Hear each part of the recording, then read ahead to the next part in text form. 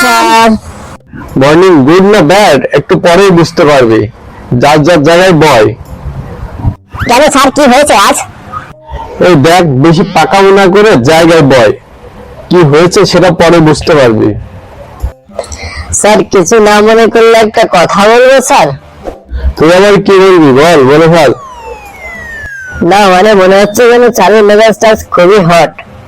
বাড়ি থেকে আপনার বউ কি মেরে স্কুলে পাঠিয়েছে? এই দেখ, স্টুপিডের মতো কথা বলবি না, স্টুডেন্টের মতো লক করে বস। ছোট মানুষ বেশি কথা বলিস কেন? ছোট মুখে বড় কথা, চুপ। শোন, আমি তো রোজ তোদের পড়া ধরি, কিন্তু আজকে পড়া মরা ধরবো না। আজকে যার মতো একটা করে কবিতা শোনাবি, দেখি আজকে তোরা কি কবিতা মুখস্থ রেখেছিস।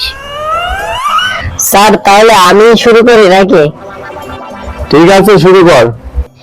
একদিন সকালে স্কুলে আসিয়া বসিয়াছিলাম সবাই, হঠাৎ করে স্যার ঢুকিল ক্লাসে, দেখাইল সবার মেজাজ। এই, এটা আবার কি কবিতা হলো? না স্যার, এটা তো বইয়ের কবিতা না, এটা আমার নিজের লেখা কবিতা। ও বাবা, তুমি আবার আজকাল কবিও হয়ে গেছো? না মানে স্যার মাঝে মধ্যে একটু লেখা করি আর কি। হয়েছে হয়েছে, ওই তুই বল। টাকলা ছিল না মাথায় চুল, তাই বলে সবাই দেখিতে পারে টাকলা। এই স্কুলে যদি কেউ থাকে একমাত্র সেই হলাম আমি একলা। এই আবার কি কবিতা বললি তুই? মানে স্যার ওই নিজেকে নিয়ে মাঝে মধ্যে লেখালেখি করি আর কি। এই তোরা তো ভালোই কবিতা, কাব্য, ইতিহাস পাতিহাস সবকিছুই লিখতে পারিস, কিন্তু পরীক্ষার সময় ঠিকঠাক লিখিস না কেন? স্যার এগুলো তো আমাদের নিজের লেখা, তাই মনে থাকে, আর বই তো অন্যরা লেখে। এই হয়েছে হয়েছে, এই ফেলানি তুই বল একটা কবিতা। পরীক্ষায় লিখিতে লিখিতে মোর হাত জাল হয়ে ব্যথা, স্যারের অন্তর তবুও কাঁপে না, মোরে ফেল করাইতেছে কথা, বলিব কারে সে দুঃখের কথা। পরীক্ষা লিখতে লিখতে হাত যায় হয়ে ব্যথা, কোনদিন তো ফ্রন্ট পেজ ছাড়া সেকেন্ড পেজে যাস না, তাহলে কিভাবে নাম্বার দিব আমরা?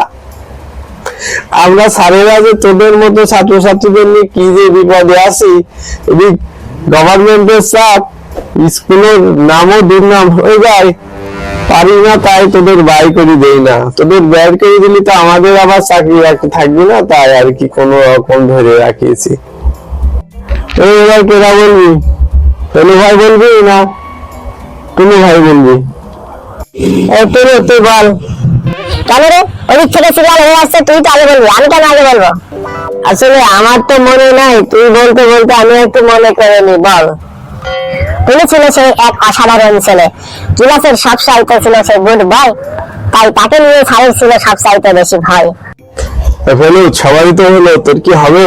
মেমোরিতে কি কিছু আসলো নাকি সব গেছে গা? না স্যার, হবে হবে, দাঁড়ান একটু বলছি। তাহলে শোনেন স্যার। কপাল ভিজিয়া যায় চোখের জলে। এই দাঁড়া দাঁড়া, কপাল আবার কিভাবে চোখের জলে ভেজে? এই তো স্যার দিলেন দাঁড়াগেতে, আমার এমনিতেই মনে থাকে না কোনো কিছু, যদিও একটু কষ্ট মষ্ট করে মনে করলাম, আপনি দিলেন এক খাওয়া। কিভাবে হবে বলেন? আগে শোনেন শেষ পর্যন্ত। আচ্ছা আচ্ছা ঠিক আছে, বল বল বল। ঠিক আছে বলবো, কিন্তু এবার আর কোনো কথা বলতে পারবেন না। আচ্ছা আচ্ছা বল বল। কপাল ভিজিয়া যায় চোখের জলে, ঠ্যাং দুটো বাঁধা ছিল তার গাছেরই ডালে। যাক, হলো আজকের মতো তোদের মর্নিংটা গুডই হলো। বইয়ের পড়া ধরলে তো আর কেউ কথাই বলতে পারিস না। তোদের যে পড়াবো, পড়াইতে পড়াইতে আমি কবে বেহুশ হয়ে যাব, তাও তোদের হুঁশ ফিরবে না। আচ্ছা যাই হোক, যা, আগামীকাল থেকে সবাই ঠিকঠাক পড়াশোনা করে আসিস। আগামীকাল কিন্তু আমি পড়া ধরবো আবার। আগামীকালকে ক্লাস হবে তোদের ইতিহাসের ওপর।